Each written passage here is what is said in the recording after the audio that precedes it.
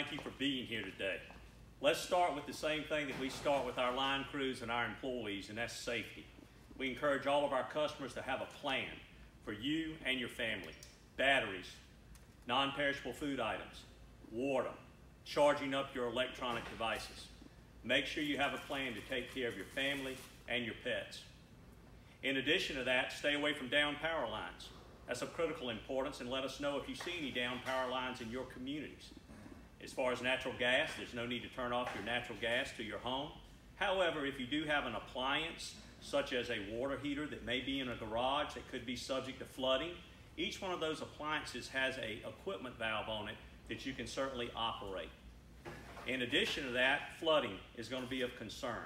Remember the saying, turn around, don't drown when you encounter standing water. And that was certainly a lesson learned from the historic floods we had back in 2015.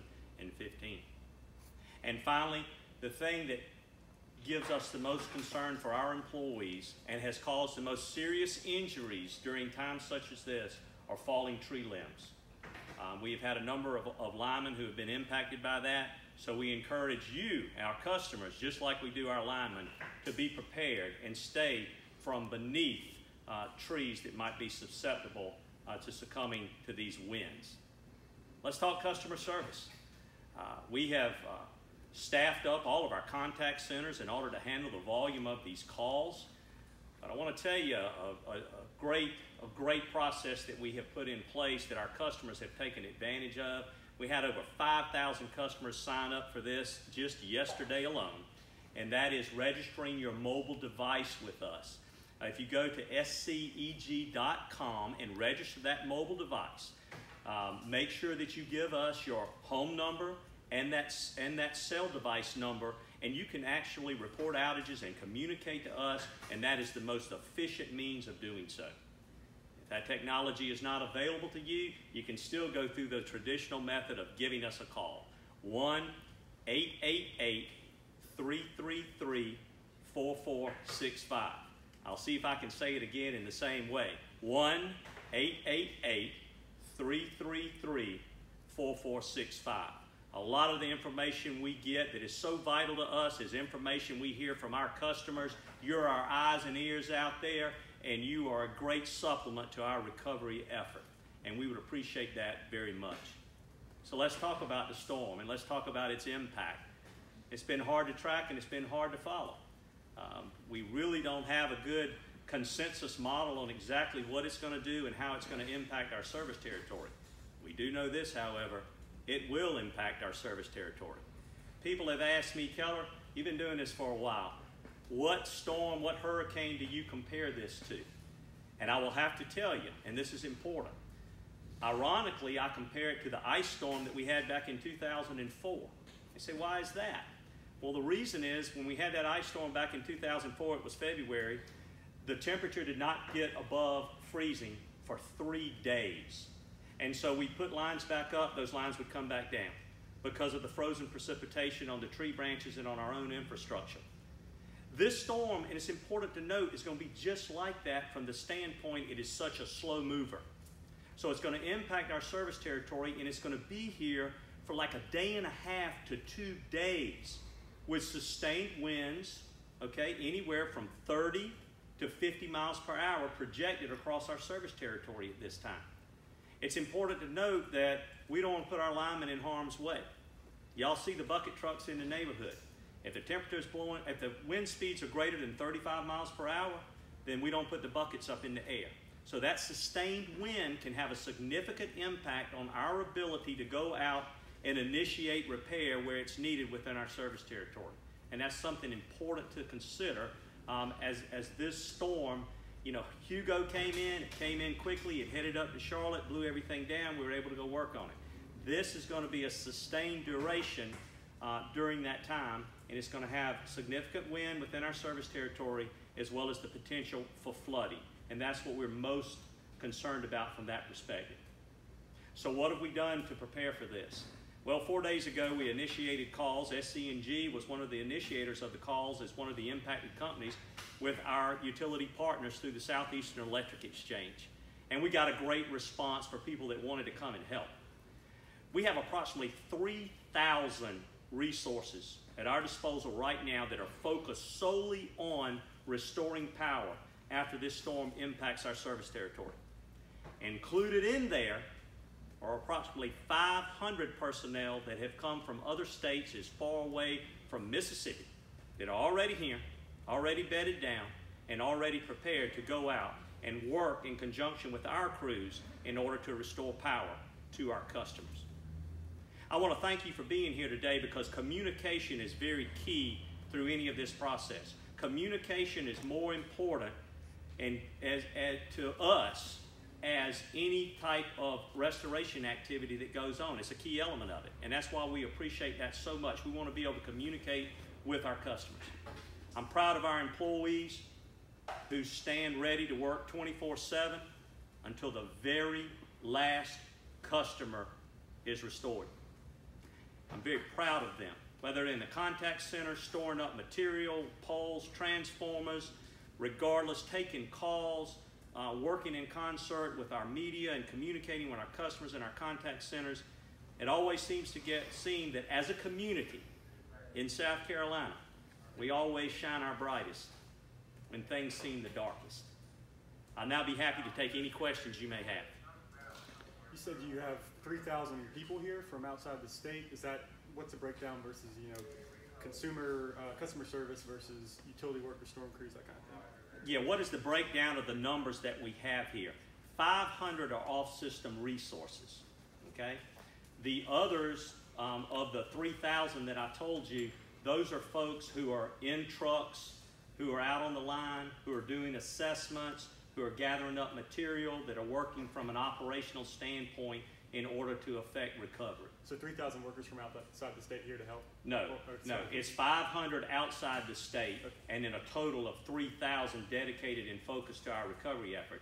And I'll tell you, Avery, from those numbers, you'll have some, we have people that are in our power plants, keeping them running. We have people that work in our accounting department that are, our purchasing department, various things along those lines. It's approximately 3,000 operating employees, 500 of which come from other states as far away as Mississippi.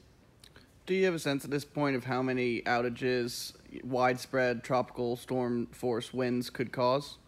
Do we have any idea? The question is, do we have any idea of how many outages we'll have? If somebody could tell me where this joker's going and what the wind speeds were, I might be able to take a stab at it.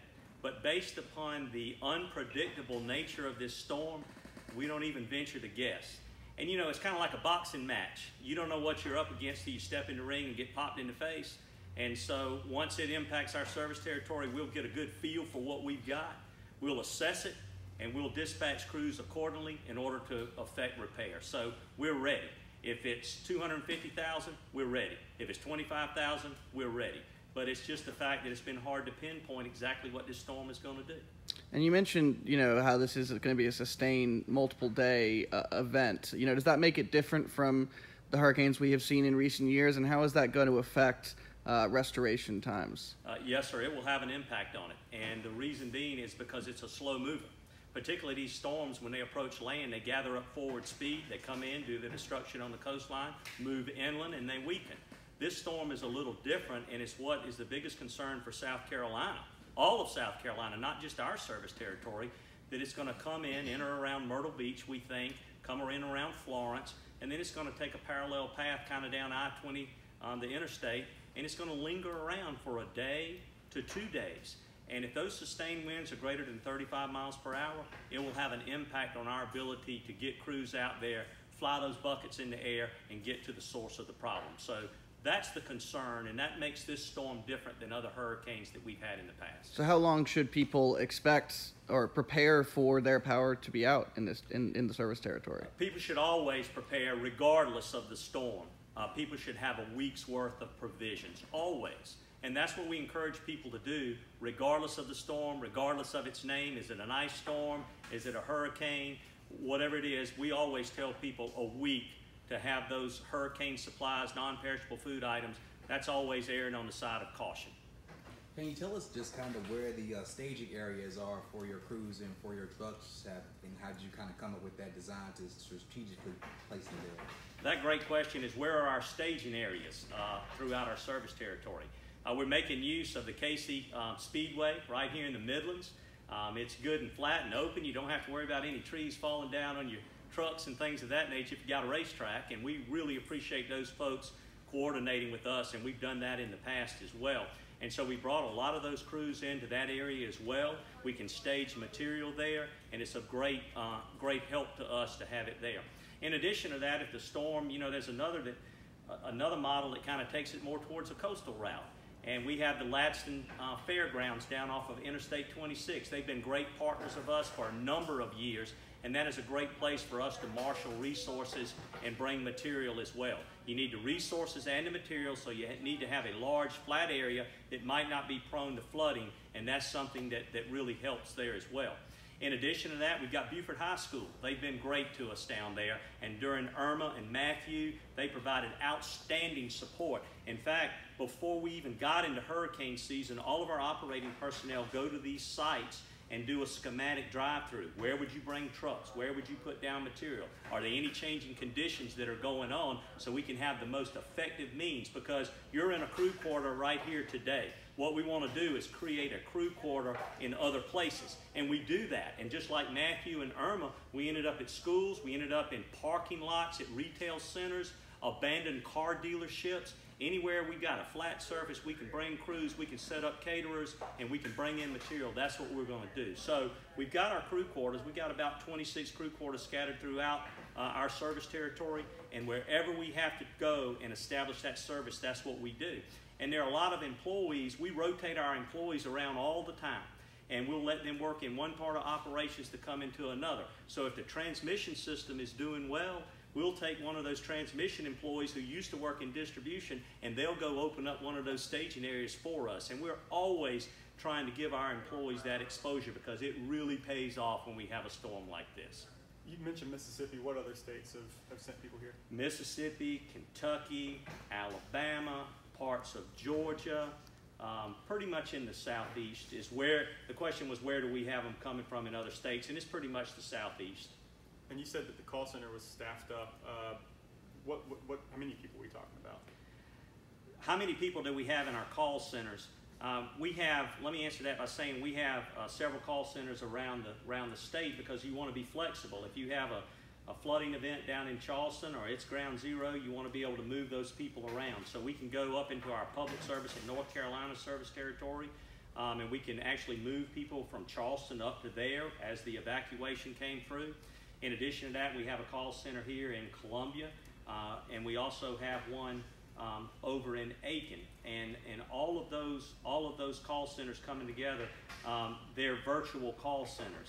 So they may be dealing with gas in public service in North Carolina or a marketing company over in Georgia, but during times like this, they can all flip the switch on their computer and be focused on dealing with customers who are impacted by this storm. And I would estimate that their numbers are probably somewhere around the 300 to 400 period. We also have a service for high call volume, so we can actually handle high call volume that comes in from outside, and so we'll employ that if need be, and that works very well for us to be able to take information from customers. And you mentioned that this is kind of like the ice storm in terms of having to put up a power line, it coming down, putting it up again. How long was power out for people in that storm?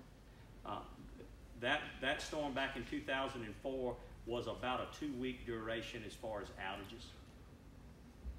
About 155,000 customers, and we put up some of them 3 and 4 times, single individual customers. That's what I'm trying to illustrate here with this storm. I mean, it's going to be something that is going to be sustained, and people need to understand, as long as the events of the storm are sustained, it will have a significant impact on our ability to get out there and get everybody back on.